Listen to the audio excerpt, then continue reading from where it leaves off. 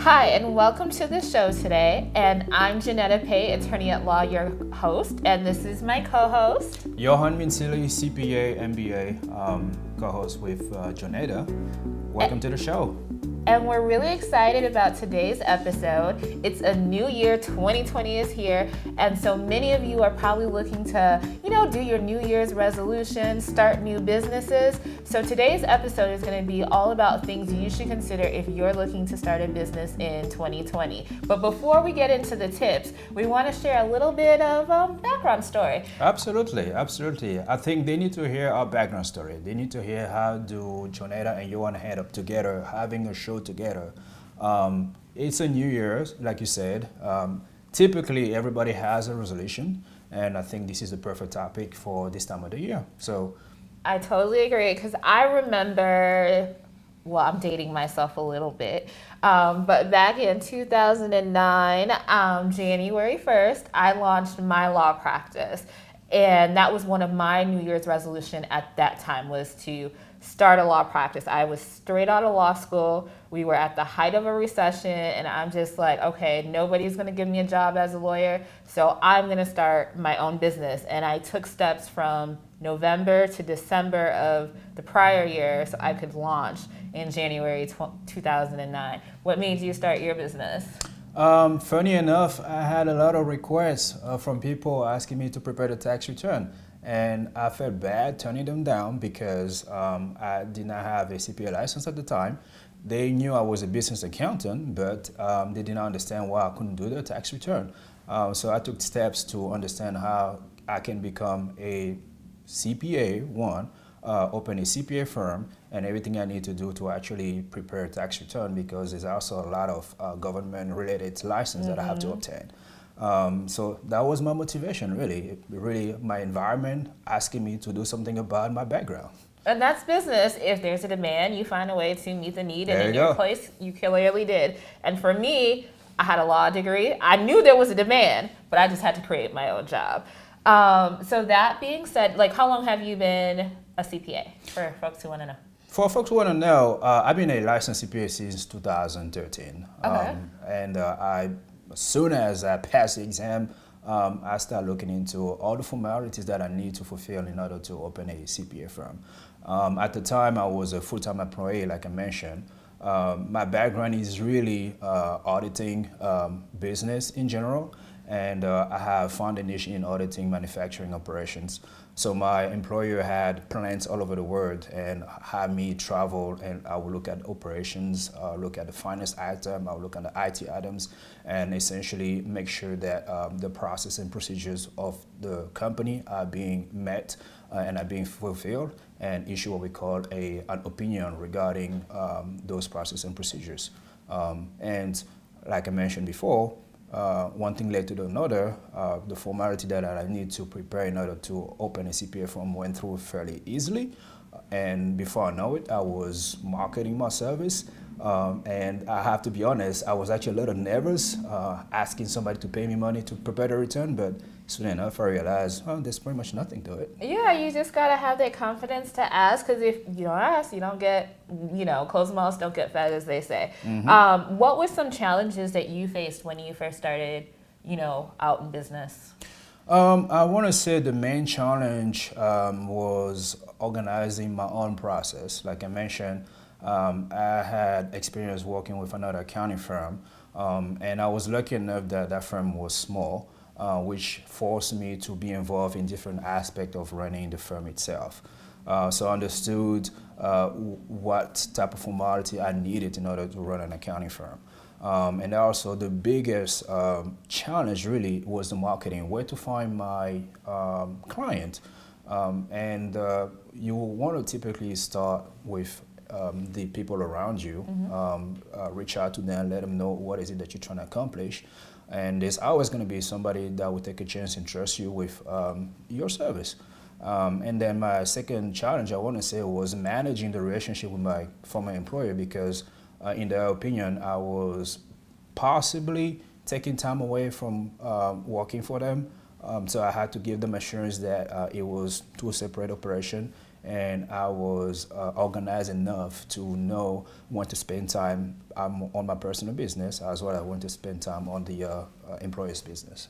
Okay, and we'll get back to that in a second. So you did something most people do. They have a main job and then they grow their business or their side hustle into their main thing. So we'll talk about some Yep. tips on that in a second. But for me, I think one of the challenges that I faced when I first started was resources, because I started with like literally very little dollars. Straight out of law school. Yeah, and I didn't have a whole lot of funding to launch the business. So for me, I had to be really resourceful. One of the things was like office space, because I Yeah. knew as a lawyer, I didn't necessarily want to meet clients at a coffee shop. So I had to barter for office space. I knew a guy who had a construction company, and so he needed contracts done. And I said, I'll give you X, YZ amount of time of legal services, and then in exchange, that will equal the rent of this space, until I was able to start generating enough business to now, I can afford to pay you for the space, and you pay me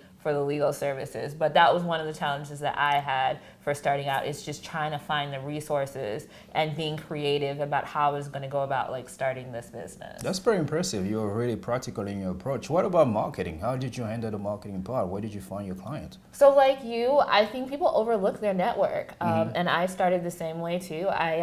January 1, Okay. I sent out an email to my network. Hey, I opened up my law practice. If you know anybody that needs legal services, please refer them to me. And people actually started doing that. And then I did a lot of guerrilla marketing. I went to places that I knew my target market was going to be. Right. I passed out like flyers. Flyers, I remember going to because Chicago is like, and I started in Chicago. Now Right. we'll talk about how I made it to Atlanta. We have to come back to that. But I started in Chicago, and Chicago's a big film community. So they were filming a major movie there. And I was like, okay, so actors are going to go audition.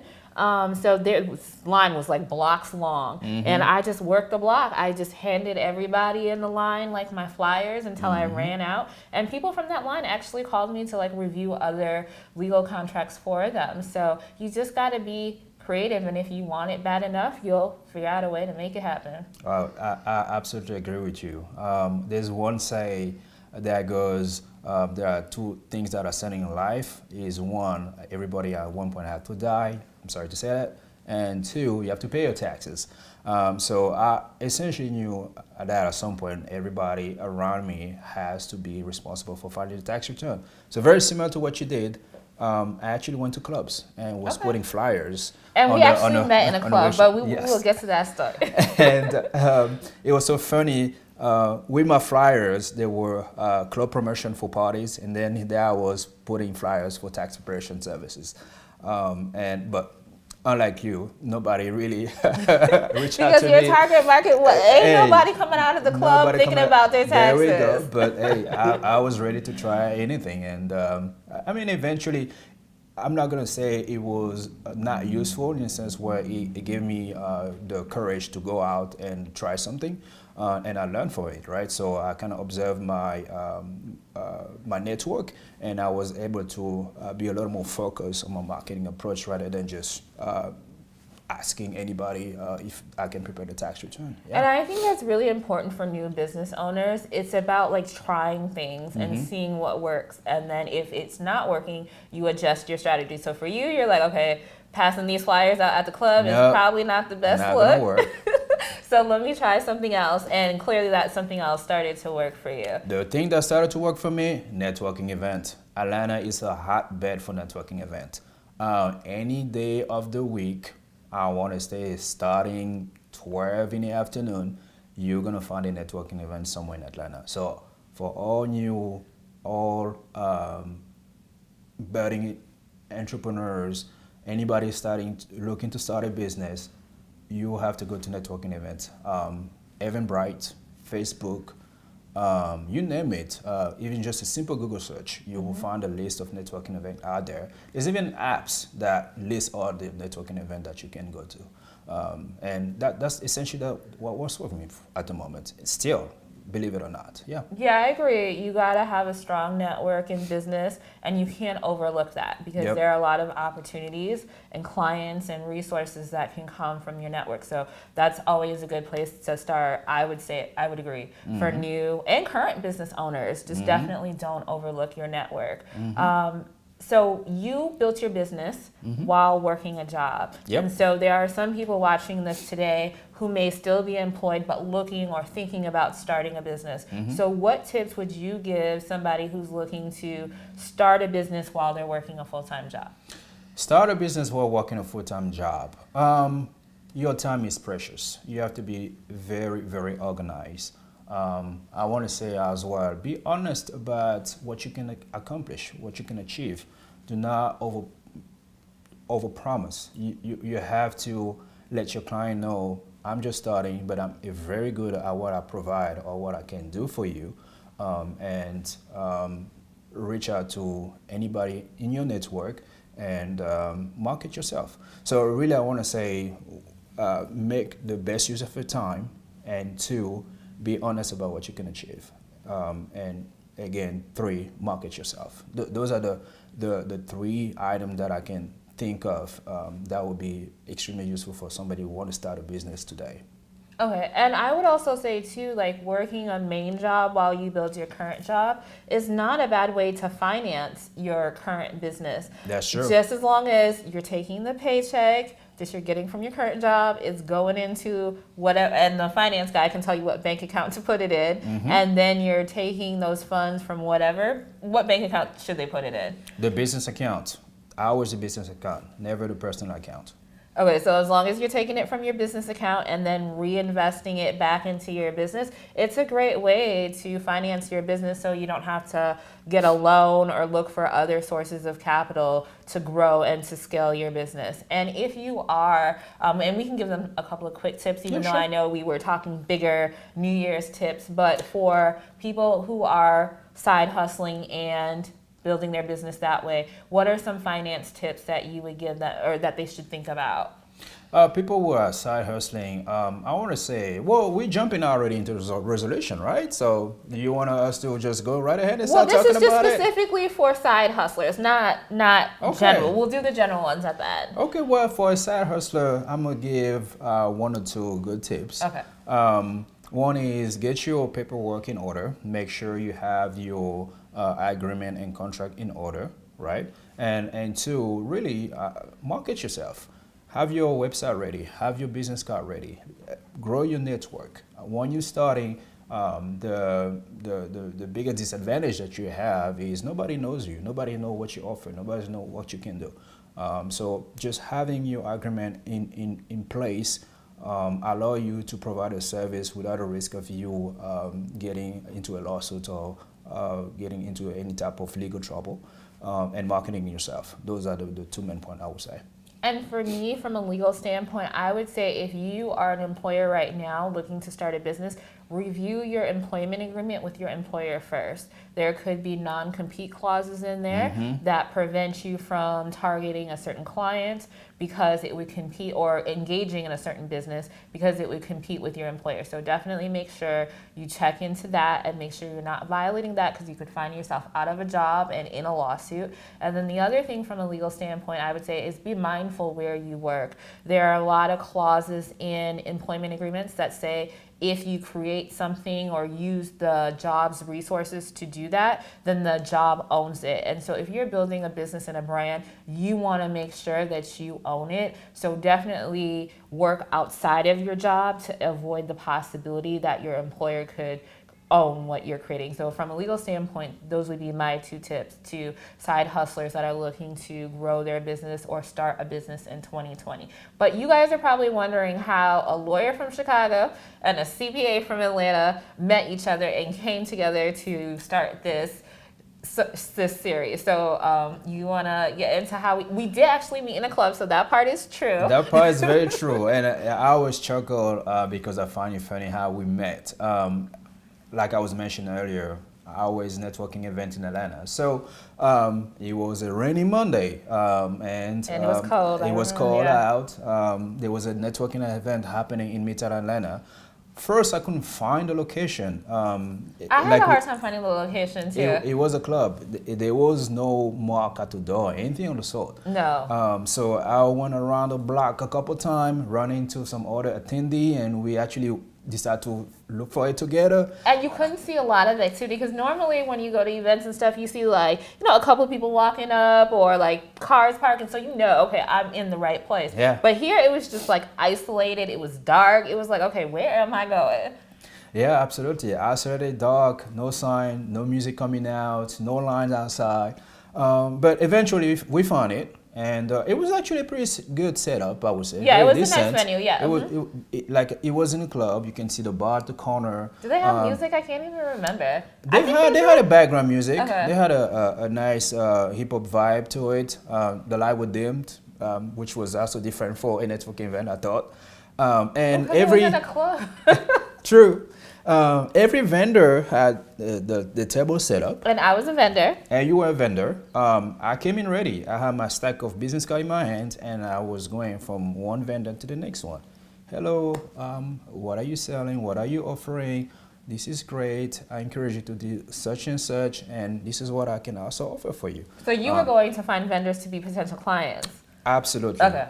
Introducing myself, introducing my background, introducing the type of service I provide, tax, bookkeeping, as well as business process advisory.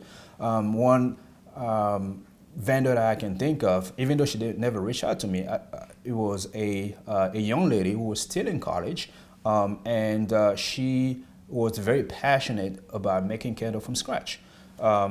We actually had a good half an hour conversation because she was explaining to me how she got into manufacturing candle at home. And I thought, that's nothing that I was thinking about when I was in college. When I was in college, I was thinking about was partying. But here you are, you're barely 2021. You are already marketing for your business. You can tell anybody about the process of manufacturing candle. So that type of encounter even encourages me, knowing what I can provide for them and how I can help them grow. So again, I went through each vendor, and then eventually I found you, and there you were advertising for your legal service, telling me about your background, and at first I want to say amazed, because I just understand and know what an attorney does, and it was different to see you would find an attorney in that setup. And not to say anything bad about the setup, but it was just different. It was. You thought it would be a high-end. Well, I wouldn't say it was a low-end club, but it was Midtown Atlanta, so Yes. It was a club. Let's just leave it at that. And again, there you were offering your service. We exchanged cards. We talked for 15, 20 minutes. Yeah, it was brief. Yeah. We promised to reach out to each other, and I continued doing my tour of the vendors. And next thing I know, we managed to meet because it was. Because you're good with the follow-up. That's Yeah. how we actually connected. And that's one thing to remember in business. When you get business cards, you have to follow up, because honestly, the money is in the follow-up. And so I think before I even got home, or maybe later that night, you had already sent your follow-ups. Yep. I was going to do them the next morning, but you did them before you even went to sleep. Yep, I've been doing those networking events for a while now, and it's a very stringent process for me. The same day, I have a draft of emails, and I go in, send an email thanking them for the opportunity to talk with them, the opportunity to meet them, and reminding them what type of service I offer. And also making sure that I do remember what type of service they offer, what type of product they sell. Essentially creating that personal connection, even though we haven't really interacted, but I think it makes a difference to those potential clients, knowing that, this gentleman does remember everything about me. And I think it worked out, because you reached back out to me as well Yeah, and yeah, I say, responded back, yep. and I agree with that. So, like for me, I cheat a little bit. When we have our conversations, I will write something on the business card about what that person was wearing, something interesting they told me about themselves, and so then when I do my follow up email, I'm able to personalize it a little bit more because I look at the little notes that I wrote on the business card about that because because people get a lot of follow-up emails, so you want to stand out by showing They have that a you stack of really, cards. Everybody who does a lot of networking always go home with a stack of cards. So you have to be able to differentiate yourself. yeah, Yep. yeah. So after that, we followed up with each other, and then networking in the business standpoint is like dating. So everybody's on these online dating apps and stuff like that, and y'all are texting and stuff, but you got to take it from online to in person. Yep. And so we agreed to connect for lunch. Yes, and it took a couple tries. You're a very busy lady. I And am busy. I was still a full-time employee as well as running the CPA firm. And my full-time job does require me to do a bit of national as well as international travel. So I think only after one of those trips that I was able to connect with you. And we had lunch and we went in more deeper detail about what is it that we currently do, our aspirations, and as well as how we can pretty much work together or help each other out. And Here it is, a couple months later. there you go. We've have done different businesses together. Like we've done workshops together. I've referred business to you. You referred business to me. So networking is really an art, and it does take time. And it's I think one of the really key things when you're starting a business is you really have to focus on your network. Yes, and that's what I keep repeating myself when I'm talking about networking and marketing. I think to me that's a differentiating factor. There are many attorney out there. There are many CPA, tax preparer, enrolled agents who more or less provide the same type of service. But thanks to networking, I've been able to, I want to say, build my own clientele on my own. And 80 to 90% of new clients that I have nowadays are referrals. The rule is if you receive a referral, half of the work is already done because the person who refers you already explained your process, your procedures, and what the person should expect. So that job is already done. You don't have to do more convincing than you need to. So yeah, again, it's been a good journey, and we are at the start of a new year. We are, and we're launching this series together. And I think it's going to be good. And we have a lot of fun, interesting topics in store for you guys. I'm going to bring the legal perspective. Yohan's going to bring the accounting, finance, general business management knowledge. And we're going to talk about things you guys care about, hot topics, what's happening in the news, and just make topics that are ordinarily like traditionally boring and not very fun, entertaining to you. But while we're about to close out, we're just going to give you guys a couple of quick tips from a legal and as well as an accounting perspective. If you're looking to start a new business in 2020. So you want to kick it off? Yeah, absolutely. So if you're looking to start a business, one item that you want to think of is the formation of your company. Would you like to create your business as a sole proprietorship or a limited liability company, which is commonly known as a LLC, or a S corporation, or the bigger one, which is the C corporation? How do you select one? The best answer is it depends. It depends on your target market. It depends on the size you want to give your company right away from the start. It depends on the risk that your company might get into when it carry transaction in business. It depends if you're gonna start your business solo by yourself or you have other partners. So business formation is one item where a new entrepreneur have to talk to professional like myself or Johnetta and make sure that they have a full and deep understanding of what type of business they should select and go ahead and file the paperwork for the business that match the actual need. And even if you're a current business owner, you might want to reevaluate your current business structure because maybe you're at a point now where it makes sense for you to be a different type of business entity than you currently are. And so I would say for me, if you're looking to start a business with a partner, have the difficult conversations now, because once money gets on the table, people start to act a little funny. So Very funny. definitely make sure that everybody's on the same page about how the business is going to operate, how everybody's going to get paid, what happens if you guys try this for a couple months, it's not working out, and somebody wants to go their separate ways, and then document that into either an operating agreement or a partnership agreement. But you definitely want to have the difficult conversations now and then sign off on it in writing. And what's your last tip? My last tip would be pay your taxes, pay your taxes, pay your taxes. And it is tax season. It is tax season. As a business owner, a current business owner, or even a new business, you want to make sure that you're up to date as far as your tax liability. One, understand what is your tax liability. Two, understand how can you take advantage of the tax system by talking to a professional like myself or even Johnetta. And if you need to pay anything, make sure you go ahead and take off that liability.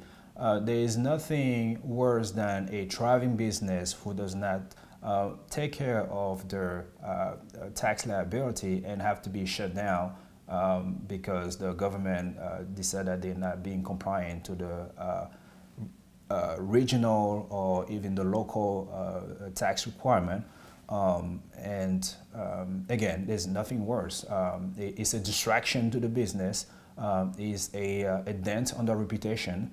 And eventually the government will keep on looking at you as some kind of pariah and unnecessarily look at your activity. So pay your taxes, pay your taxes, pay your taxes.